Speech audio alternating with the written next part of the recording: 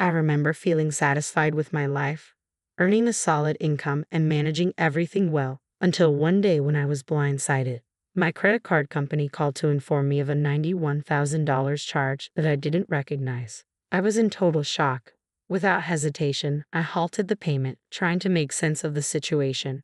Around the same time, my husband Jason, who was traveling for work, started calling me repeatedly. Despite the chaos, I quickly took control of what was happening. At 31, I had become a manager at my company, and Jason, also 31 and my college sweetheart, and I had been married for 2 years. While many of our friends opted for a change after marriage, I stayed in my role, earning more than Jason, which sometimes worried me about our future, especially considering the instability of his income. We maintained financial independence, managing our own finances and equally sharing household expenses.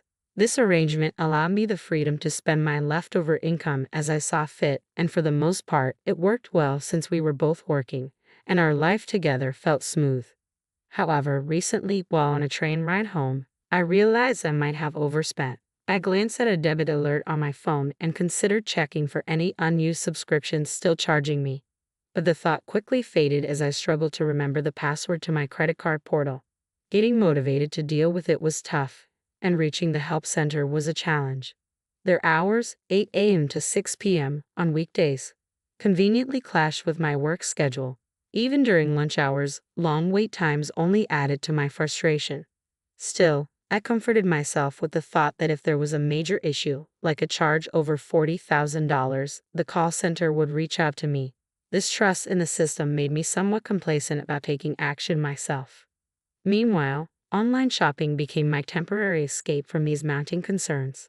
When I opened a recent package, a brief rush of excitement filled me, but it quickly faded the moment I entered our living room.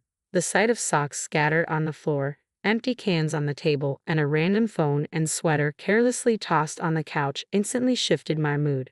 There was Jason, lounging in his sweatshirt, seemingly oblivious to the mess. His habit of leaving things around the house often felt like he was contributing to the chaos. I snapped a picture of the couch with my phone and half-jokingly and half-exasperated said, "Hey, socks and empty cans. This is what I come home to. It's not that hard to clean up or even make dinner if you're home before me." His response was cool and dismissive. "If you get home early, why don't you clean the house? Don't be so mad about it." The comment stung, and I felt my frustration rise. "I'm tired too when I get home," I retorted, trying to keep my tone light yet firm. "If you're not going to help clean, maybe you should think about whether you'd rather be working or doing chores."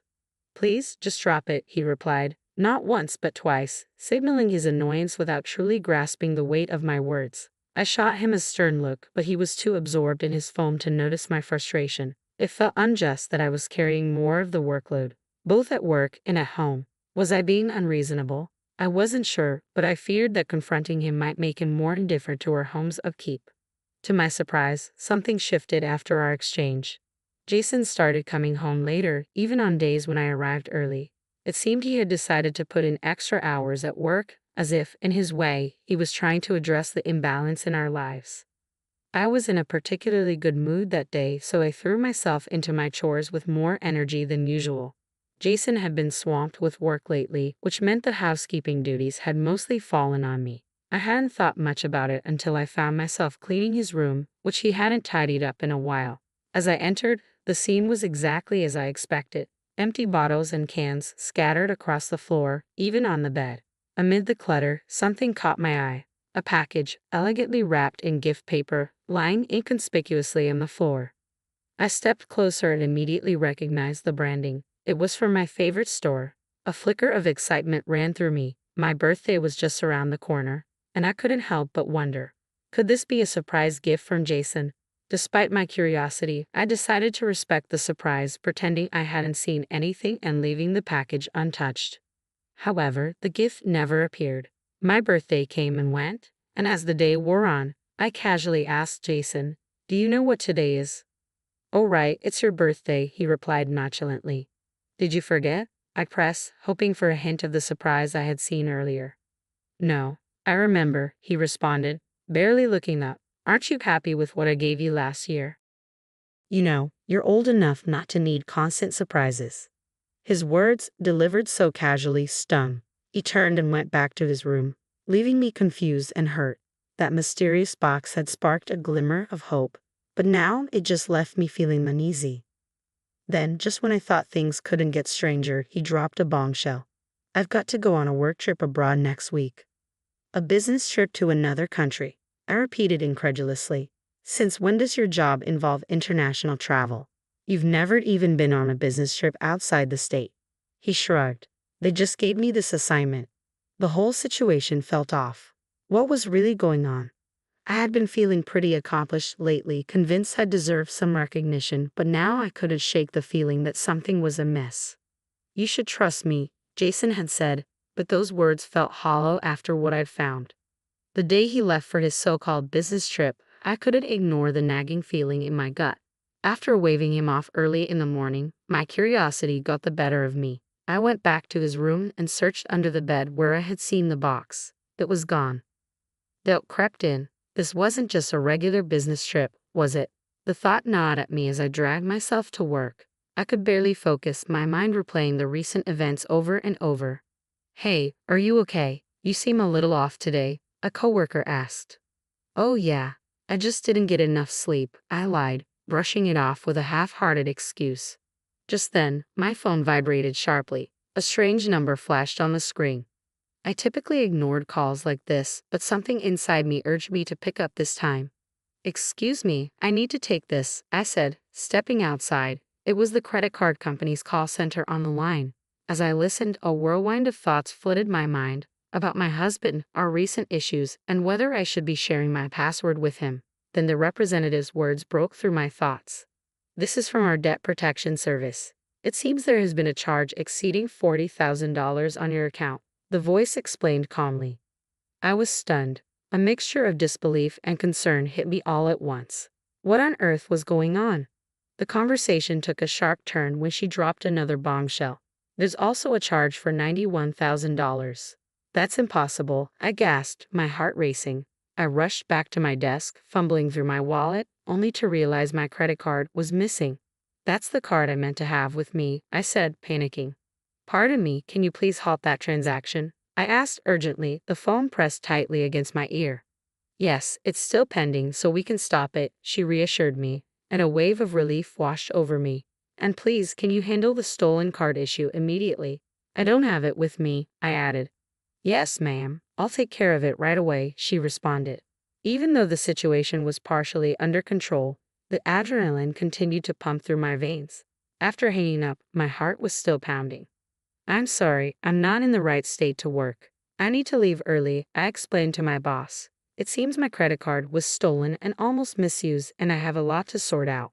He understood and allowed me to leave. I quickly caught the train home, checking my phone along the way to find countless missed calls from Jason. It felt as though he was trying to confess something. I rushed home, threw off my shoes, dropped my bag, and went straight to Jason's office. His desk was cluttered, but what caught my eye was his search history, luxury cruises and travel plans for two. These weren't work-related at all. I hadn't been invited to any event like this. The so-called business trip was clearly a cover for something else. My heart sank as the implications started to hit me. Scrolling through my old emails, I found a name that stood out. Billy. What the heck is this? I muttered, my anger rising. I wanted to slam the keyboard in frustration, but instead, I forced myself to look for concrete proof of what was really going on. My phone kept ringing incessantly as I pieced everything together. Oh my God, just stop, I whispered to myself, overwhelmed by the mounting evidence. I groaned, feeling completely overwhelmed by the betrayal and chaos unfolding before me. The weight of it all was suffocating. In the midst of my turmoil, I decided to use the password the call center had provided to check my credit card transaction history. I logged into my account and began scrolling through the records, my disbelief growing with each new entry. Then I saw it, an expensive handbag purchase. The pieces suddenly clicked. Jason had used my credit card to indulge his mistress, Olivia, and even funded a supposed business trip abroad. The realization hit me like a ton of bricks. I had ignored several calls before, but now, gathering what little courage I had left, I answered the phone. You finally picked up after I tried so many times. Jason's voice was anxious, the tension palpable. He immediately began talking about the credit card. "Who's the card for?" I asked, my tone sharp. He hesitated before replying. "You mean, whose card?" "Well, it's easier to use a card than cash abroad, especially on work trips." "Work trips? Or do you mean the luxury cruise and the getaway with Olivia?" I shot back, my voice steady but cutting. He tried to deflect. "Why are you asking about the cruise?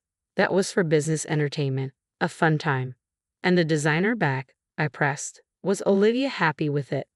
"Are you seriously trying to justify this by pretending you don't know what's going on?" I said, the pain in my voice now unmistakable.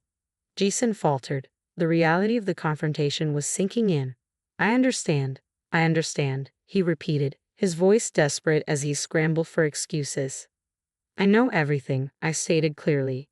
"You tried to spend $91,000 on a luxury cruise and a vacation package for couples. You've been using my credit card to lavish Olivia with gifts." There was a long pause before he finally admitted, "I'm sorry, I cheated." "I'm sorry, but I can't come home until you reactivate the credit card," he pleaded, his words hanging in the air. The absurdity of it all was almost pitiful. "Do you really think an apology and admission are enough to make all of this go away?" I asked, the weight of his betrayal pressing down on me. The conversation had shifted from mundane marital grievances to a painful reckoning, and I felt utterly betrayed.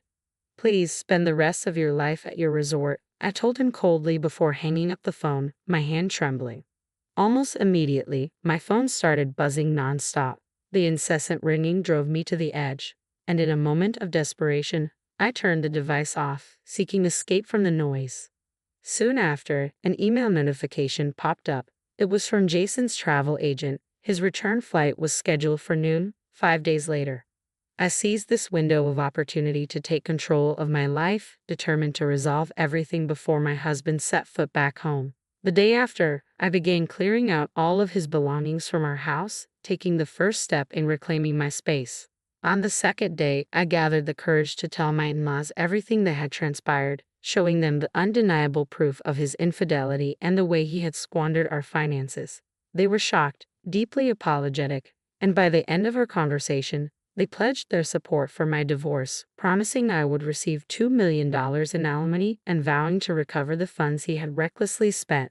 As the day of his return drew near, I received an early evening call from my in-laws.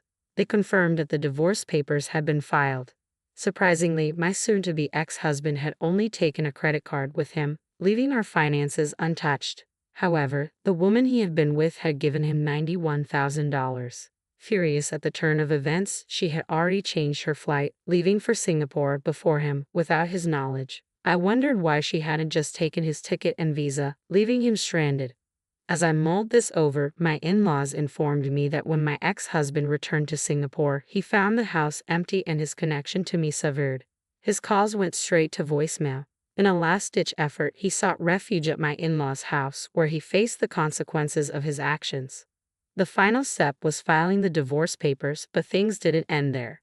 The woman he had been seeing demanded that he repay the $91,000 she had given him. I learned from my in-laws that once he repaid the money, strict conditions were imposed on him. He was practically under house arrest with a 15-hour curfew, and every move monitored by his own family to ensure he paid off his debts.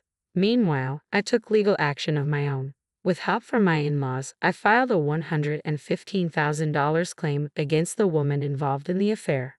Gathering all the necessary information, I went after her financially. When the claim went through, it felt like the last piece of this painful puzzle had finally fallen into place. It had been a long, exhausting process, but when it was settled, I felt a sense of closure. The legal matters were resolved, and it was time for me to focus on moving forward. The next day, when I returned to work, my colleagues and bosses greeted me with unexpected warmth and concern. Word of my situation had spread, and their kindness was overwhelming. "Are you okay? If you want to talk about anything, I'm here," one of my colleagues offered gently. It was comforting to know I wasn't alone. I smiled gratefully and replied, "Thank you, I'm doing all right, just trying to get back into the swing of things. Maybe we can grab a drink after work. I'd appreciate the company." Making plans and looking forward to simple pleasures felt good. Later that evening, we gathered at a local bar. The camaraderie was soothing. We shared stories and laughs, and although the shadow of recent events lingered, it was softened by the warmth of friendly faces. As I sipped my beer, the bitterness of the past few months seemed to melt away, just a little, with each sip. I poured my heart out about everything that had happened, and my colleagues listened empathetically. I'm just looking forward to putting all of this behind me, I confess. As the evening wound down, I added, I think I'm ready to move forward, to focus on the positives that the future holds. They raised their glasses in a silent acknowledgement of my resilience. To new beginnings, they echoed.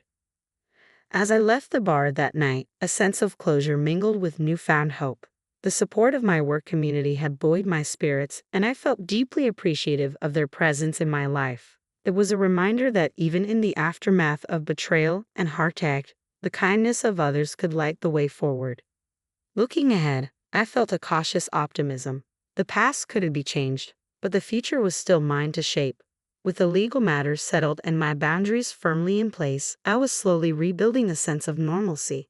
The path ahead wouldn't be without its challenges, but I felt prepared to face them, bolstered by the support of friends and a renewed sense of self. Better days, it seemed, were on the horizon.